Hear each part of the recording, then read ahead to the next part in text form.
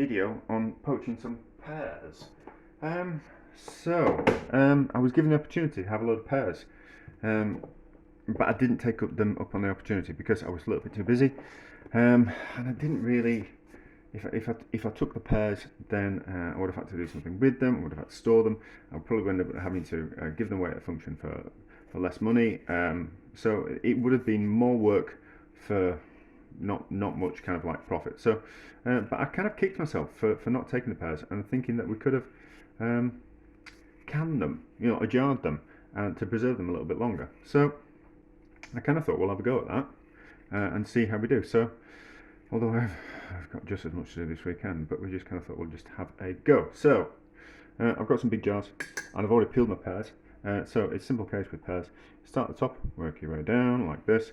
Best off to use a peeler like that, and you need a good quality one as well. This is Victorinox, so it's pretty sharp, and also that gap of the blade there, I've just hammered it in a little bit slighter, so it only takes off just a fraction of amount of peel. I've got another one. So I've got a cheap one, so we'll kind of show you the difference. So that was kind of quite easy to peel. I don't know if you saw that. It might have been slightly off camera, but this is another one that's just slightly more expensive, and it just doesn't. It wants to take off more peel, and because it's taking off more peel, it's just not as sharp. It's bruising the fruit, which is not what we want. So we're also going to core these as well. So pay attention. So what you do is you stick that in there. You can buy corers, or you can just use one of these, and it's just a case of putting it in and just using the curvature of the, we'll do another one, using the curvature of the peeler, that curvature there, to do that hole. So that goes in there like that. But I'll peel another one because I think it's, I see lots of people kind of do videos and someone was trying to show me how to do a butcher's knot, and the way he showed me, he just went through it so quickly that I just couldn't understand it. So we start at the top, we go down. I'm showing you how to peel a pear, but this is because you want to keep the shape of the pear. So you can't go round and round and round. If you go from top to bottom, that's how you keep the shape of the pear. And obviously the peelings will go on the compost. Although I was kind of thinking that I should try and make some pear flavoured syrup out of them, but maybe later. Maybe if I need poached pears. No, I need to do some poached pears in the new year, so we can do them then. So in, I'm not kind of showing you, so in, and it's a case of twisting round, but not going, but just controlling it, and then just popping it out. So you just kind of hook the peeler into there and then kind of twist and pop out. Now it's also, I've also gone in at an angle, like, put that in there. Also gone at an angle, slight angle there, so it's thick at the top, thin at the bottom. So that just means it's just easier to kind of pop out. So that's how you peel a pear. I'm sure you were infinitely interested in such things. So I reckon in each one of these containers there's about 12 or 13 pears just sitting on the side of the pear. I think we need to put in 2 lemons. So we want zest and juice. So I don't have to put the zest in, but I just think it's nice, and it's nice and fragrant. So it's certainly going to need 2 lemons, so we might as well put 2 lots of zest in it. Rather, well, we could use the zest in something else, but it goes on forever and ever and ever. If I'm honest, I think I can get too obsessed with not wasting things or using things up on something else. So my hands are just a little bit slippy. So, but that can go a little bit too far. I mean, sometimes you can just put something on the compost, just throw it in the bin, But I do have the philosophy of anything that's gone in the bin or on the compost, we should have extracted all flavour and all money out of it by the time it goes on there. And then we want not a whole star anise, so that's 2/3 of a star anise. That'll be enough. And then 2 cloves, 3 cloves. Not too many cloves. They make your teeth, they numb your teeth. Out of interest, make your teeth feel funny. So dentists used to use oil of cloves to numb people's mouths. And then cinnamon stick, I think half of that. I think half of that, not too much. And then the juice of the lemons, and then we'll top up with syrup. Now, I looked at my recipe, and my recipe said it's a 1-to-1 ratio of, so that's a litre of water to a kilo of sugar. Now, I think it needs a little bit more than that, because I think that recipe was for if I'm doing multiple boilings of pears. So if I hope I said pears and not peaches. So I think that would be a case of if I was doing multiple boilings of pears, because the syrup gets more concentrated as you kind of go along, and the juice comes out of the pears. But I think, so I've made it a little bit stronger. I made it at a ratio of 1.25 kilos of, try not to make a mess of this, so a litre of water and 1.25 kilos of sugar. Try not to get the pips in this. And then we'll top up with sugar syrup, which you see, I just get those out of the way so I don't make a mess. Don't know why I put those on there. But I'm doing, I know why I did, yeah. Those go in the compost. And then we want suitable, oh, this sugar's going to be okay. And then I've just made up the sugar syrup and it's boiling. So we're going to pour, that's a mistake. I need a bigger kitchen. No, because I'd just fill it full of stuff. So I've already made the sugar syrup and it's boiling. And then I've got a pan of simmering water as well, which we're going to cook these jars in. So that's kind of the experiment which I want to kind of know. So I probably reckon about 1.5 litres worth of liquid. Look very pretty. Now as they cook, they will soften down, so there might be a little bit of a gap at the top of the jar, but I've never done this before, so we'll just kind of have to see how it works. And then that's that, and then that's in my way now. And then we've got a pan of water. We might need to top those up with a bit of syrup as we go, because there's the holes which haven't just filled up with the syrup. But I was also curious that when you put something in some water, even though if the water is boiling, the liquid in the jar that you're boiling things in will not boil, so it won't boil things to bits. So what we'll do is we'll put the other jars in there like that, top up to the top with water, and then we'll simmer until those are nice and tender, and we'll see if it works. If it doesn't, it doesn't. If it does, it'll be a success. Right, so these have had a couple of hours. I've just put a temperature probe in. I was curious to know if the temperature inside the jars was going to be the same outside in the water, and it is. It's about 85 degrees at the moment, and the water is about 85 degrees as well. They're not hugely accurate, these thermometers, but they're alright, they do the job. So, and I've just put little jars on top because they were starting to poke up. Now remarkably, they've really kept the colour. Normally they tend to quite oxidise, and they not want to turn brown, but they turn a lot more of a golden colour. So that's getting up to about 80, and in the jars it's just slightly more than that. So I reckon these are going to be ready. So let's poke. Now, difficult. So the ideal thing about cooking them, poaching them in a pan, not in jars, is that you can see when they are, all the ones are ready. So you can move them around and see that some are more, some are ready and some aren't. So you can leave the ones in that aren't just quite as cooked, and you can take the ones out that are as cooked. That makes no sense. So let's just use the skewer. So they're going to cool down in the juice as well. So I think there's just a little bit of give. I think what we'll do is we'll turn the gas off and we'll let those cool down. for a couple of hours, and they'll carry on cooking at that temperature, and then we'll kind of see what happens. Now, do I want to pull one out and have a look at it? At the risk of burning myself. No, I'm gonna let's risk it. Then we can have a look. The pears will have shrunk, which is a better one to pull out. I'm going to go for the ones at the back. There's some at the back as well. I've done 5 big jars, so we might just be able to grab one of these out. Maybe not. I think I'm going to burn myself if I do that.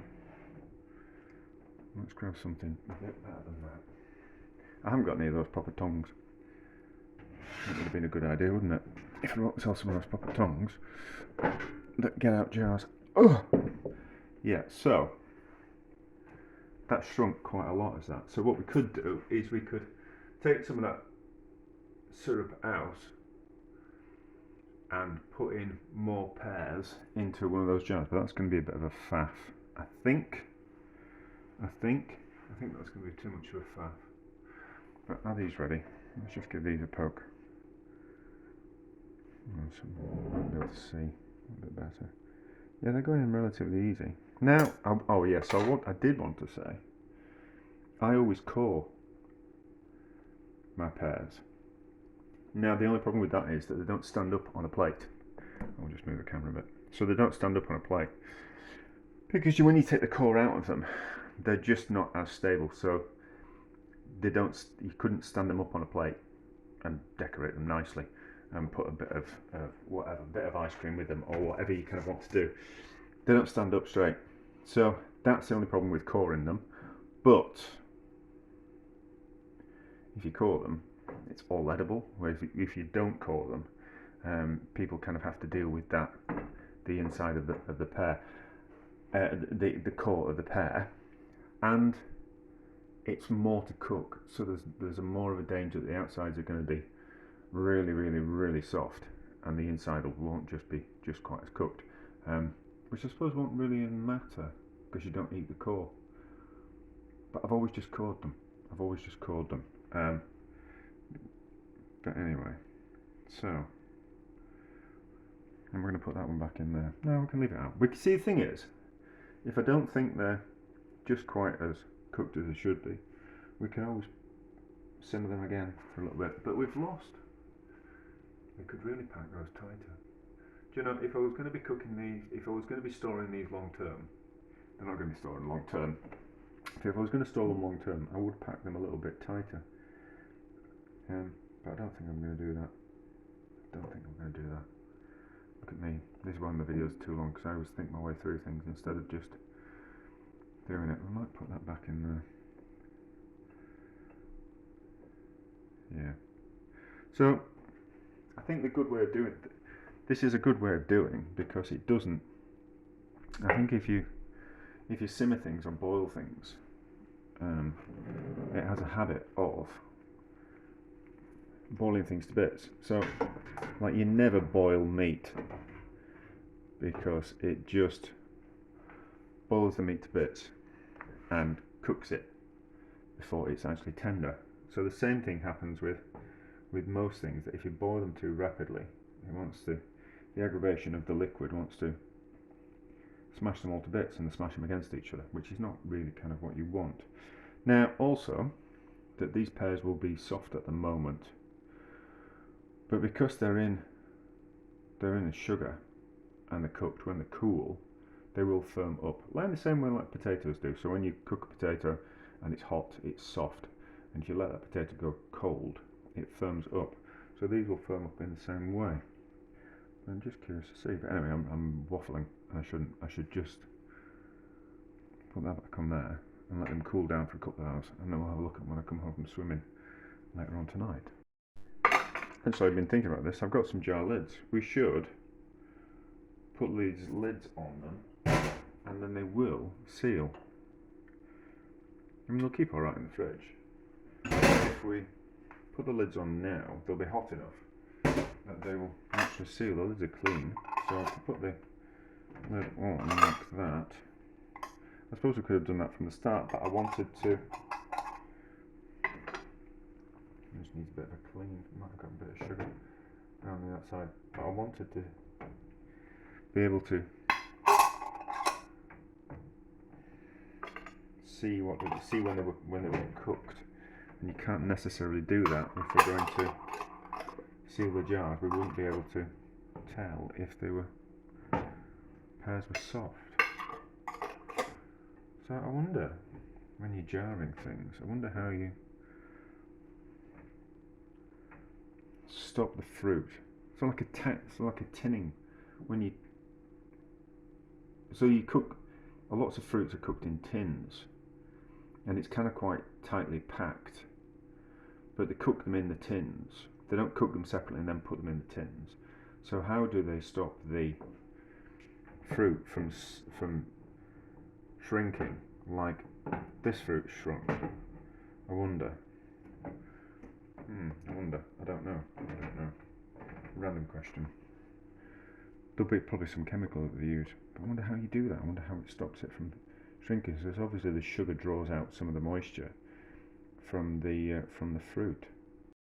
So they've sealed, but as you can see, we've got all this space at the bottom. So we could. Well, that one's sealed. That one hasn't. So what I think I'm going to do, for the sake of experimentation, I think I'm going to put some more pears, drain some of that liquid out, put some more pears in, boil the liquid, and then just taste it as well. Put the pears, and then reboil it in the pan of water, just to kind of seal it. Just for the sake of experiment, just to kind of see if it's too much of a hassle. Now I suppose what I could have done in the first place was I could have boiled the pears in a pan and then transferred them into the jars and then sterilised them and sealed them, that type of thing. But it was just an interesting experiment. Now I did have a think while I was swimming, and I think maybe that the discoloured in the past, because I used an aluminium pan and the acidity in the lemons reacted with the aluminium pan. But it didn't look like the aluminium pan reacted with the pan. It just they just took on a browny colour. But anyway, so let's transfer 2 into 1 with the ones that haven't sealed properly, just for the sake of interest, and we'll give it a bit of a taste as well. Right, so let's give it a bit of a taste out of interest. I'm not going to show them transferring from one jar to the other, because that's just make the video far too long. That tastes delicious. That's not as heavy as they normally are. That's lovely and light, is that? Right, so we'll transfer it over. I think we'll do 2 jars. Yeah, so we'll do these 4 jars into one. These other ones haven't particularly sealed well. It was too hot for me to put the lid on. I suppose cooking with the lid on would be better in the future, but well, we live and learn, don't we?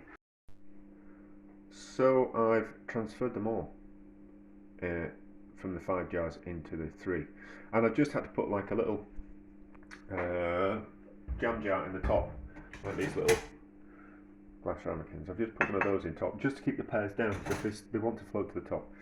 That will probably change as they become more saturated with sugar, as they're marinating in there. Not that much of a faff to transfer them over into jars, and you cut out the faffing around with pans that are covered in sugar syrup, so less messy from that point of view. It's just as simple. I should have, when they were still hot, when they were cooked, and they were still hot, I should have transferred over them then, and then it's just a little bit easier because they're still hot, and then they don't take as much sterilising.